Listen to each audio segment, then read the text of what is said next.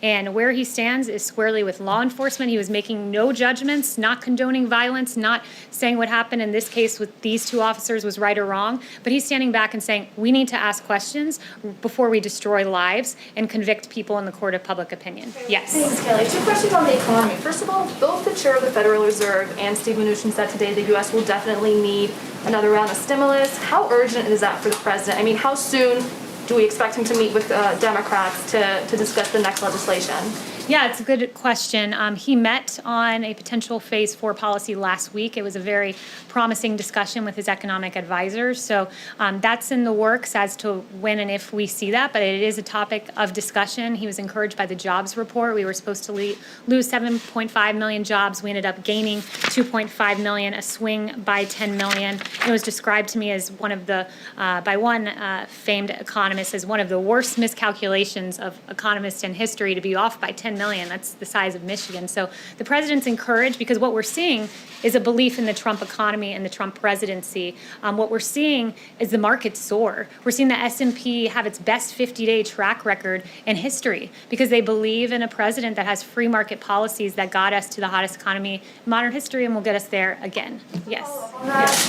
The Federal Reserve today offered a pretty grim economic outlook, saying unemployment is going to be elevated for years. And also this week, we heard from the National Bureau of Economics research saying that the U.S. officially entered a recession.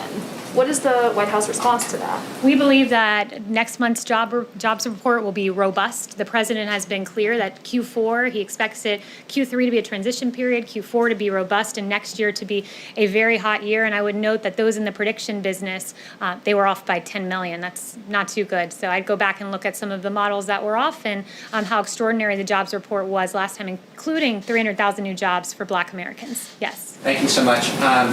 The president met with Mitch McConnell today, we understand. Can you kind of fill us in on what that discussion was about? Any updates? So I have no announcements on that front. Those were his private meetings, so no announcements out of that. Can I just add to Jonathan's question? You know, a lot of people are concerned that there is, you mentioned justice disparities. There's a lot of concern of some Americans that police officers treat Black individuals and people of color differently than white individuals. Does the president share those specific concerns? Here's what he's concerned about. He's concerned about what and I've told you he's addressed injustices with Sandra Bland and George Floyd and has repeatedly acknowledged that.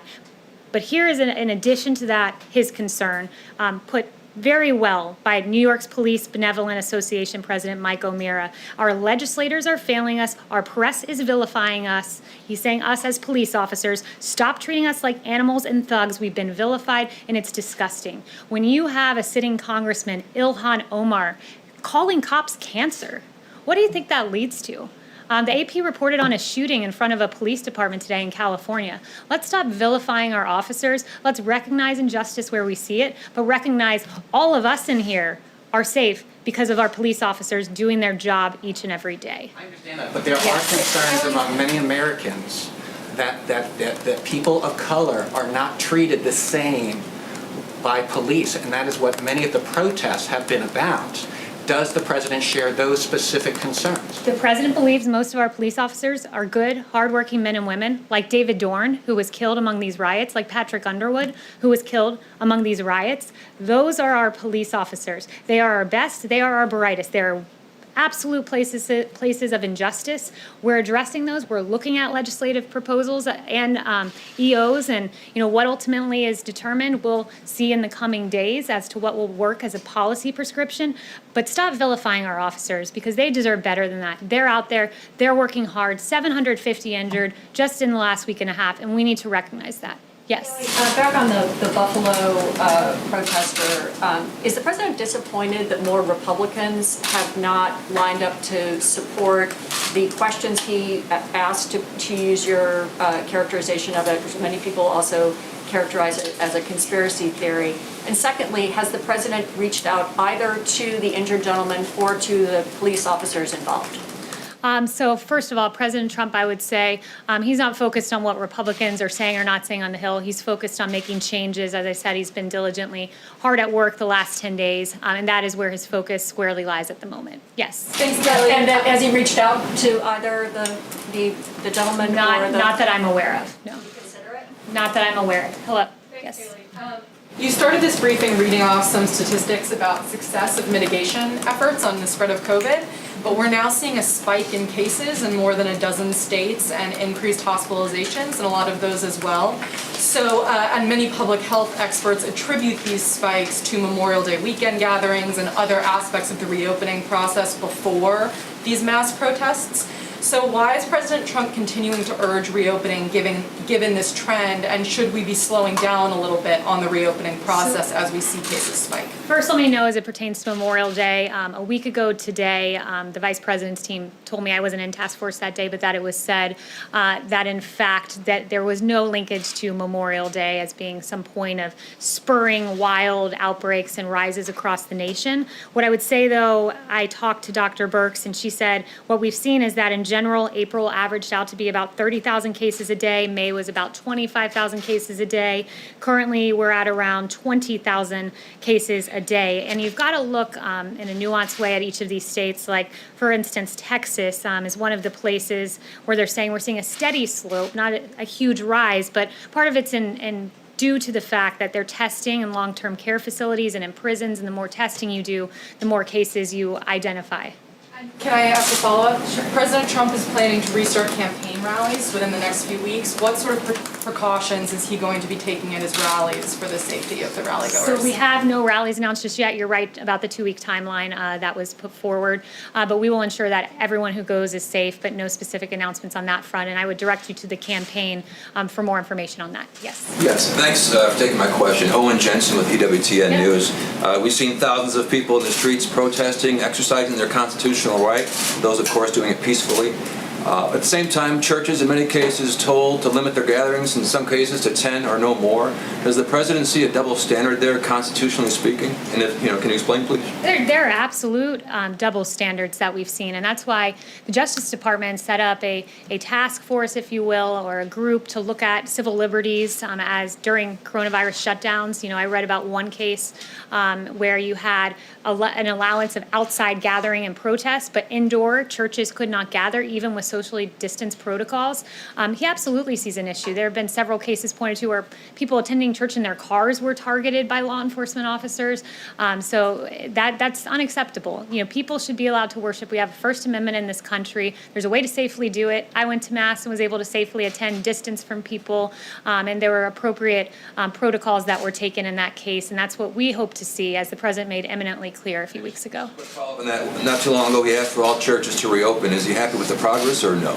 He's happy with the progress. I've seen, in fact, that very week, a church that I visited reopened, a church down the road from me. So I think he gave a lot of courage to the faith community to reopen, to do so safely. And look, here we are, I think 4 weeks later, and we haven't been hearing about, rampant outbreaks in places of worship. The First Amendment's a beautiful thing. People have a right to go to church or mosque or synagogue.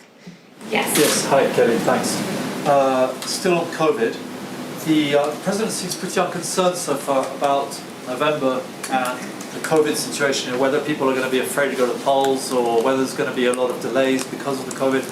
He recently said it's a long way off, I think meaning that the pandemic will have died down by then, essentially. But given that it hasn't actually gone away, people are obviously still dying every day and there are some spikes, and it's not that far away, 5 months. Are any measures being taken at all to guarantee that this election is going to go smoothly and everyone who wants to vote can vote? Yeah, well, I've not seen much criticism of the protest and socially distanced and mitigation efforts. About the election, not I think protest. there's a way to safely vote if you can safely protest, and that's what the president would like to see. There's a way to safely vote. There's a way to safely go to church, and you're asking a hypothetical about something 5 months from now at a time, ironically, when the media hasn't expressed much outrage about a lack of mitigation efforts taken by some of the protesters. Just wondering about the election. That's what everyone Raquel. cares about. Thank you so much, Kayleigh. 2 questions. First, is the president concerned the protests could lead to another outbreak of coronavirus?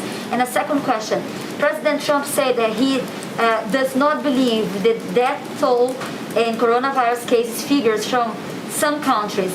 Does he trust the figure from Brazil? Is the White House concerned that the Brazilian government is hiding information about COVID-19? So I haven't spoken to him about the Brazil numbers, but I have heard him on several cases, probably at least 5, mention that he'd seen what's going on in Brazil, and he was hurt to see how many people have been affected by COVID down there. So he has mentioned Brazil specifically. I believe he even sent some ventilators to Brazil because we had such an overflow of ventilators here because America really, under the leadership of President Trump, snapped into action and shored up what was supposed to be a ventilator shortage. And delivered, this administration delivered. So I would just note that he's mentioned great concern for the people of Brazil. Kayleigh, just the first question that I asked, is the president concerned the protests could lead to another outbreak of coronavirus? Now, we're monitoring that. Right now we're encouraged to see that cases have declined month over month, but the vice president, as I walked out here, said the task force is well aware of monitoring individual situations in particular states. Niels. Kayleigh, thank you.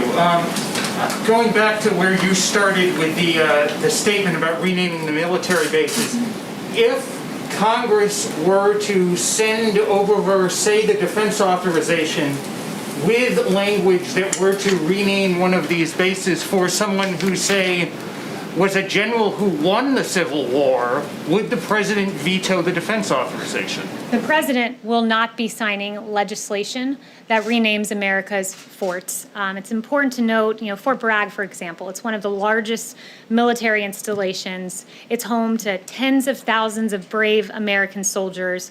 And when you think of Fort Bragg, we think of the brave soldiers that deployed from there. We think of all 5 World War II airborne divisions, the 82nd, the 101st, the 11th, the 13th, and the 17th, all trained at Fort Bragg. The 555th Parachute Infantry Battalion, this was the first Black parachute battalion trained at this fort. We must recognize the sacrifices made by these men and women, some of whom saw Fort Bragg for the last time before they went overseas. We've got to think of the Fort Bragg soldiers that have led humanitarian operations like in Hurricane Katrina and the earthquake in Haiti. We've got to honor what has happened there, not rename it. So that is an absolute non-starter for the president. And I would also note... One more question on that. Yeah, John. One more question on that. General David Petraeus is one of those people who went through Fort Bragg a number of times, even though his first command was at the Fort Campbell, Kentucky. He penned a quite lengthy and detailed editorial about the reasons why those bases should be renamed, saying it's ironic that American soldiers and Marines are being trained at bases named for people who fought against the Union back in the Civil War, that many of the people for whom these bases are named were leaders held in questionable regard, but who were elevated during the Lost Cause movement. He goes on to say, we do not live in a country to which Braxton Bragg, Henry L. Bang, or Robert E. Lee can serve as an inspiration. What does the White House say to that particular point of view? Fort Bragg is known for the heroes within it that trained there, that deployed from there, and it's an insult to say to the men and women who left there the last thing they saw on American soil before going overseas, and in some cases losing their lives, to tell them that what they left was inherently a racist institution because of a name. That's unacceptable to the president, and rightfully so. And I would also note, where do you draw the line here? I'm told that no longer can you find on HBO Gone with the Wind because somehow that is now offensive. Where do you draw the line? Should George Washington and Thomas Jefferson and James Madison be erased from history? What about FDR and because of internment camps? Should he be erased from history, or Lyndon Johnson, who has a history of documented racist statements? And finally, what about people that are alleged by the media to be segregationists? NBC tells us Joe Biden didn't just compromise with segregationists, he fought for their causes in schools, experts say. CNN tells us letters from Joe Biden reveal how he sought support of segregationists in the fight against busing. And Washington Post tells us that Biden's tough talk on 1970s schools desegregation plans could get him new scrutiny. And there are several more where that came from. So I'll leave you with the question, should we then rename the Biden Welcome Center? Thanks very much, guys. One more on George Floyd, Kayleigh. One quick follow-up on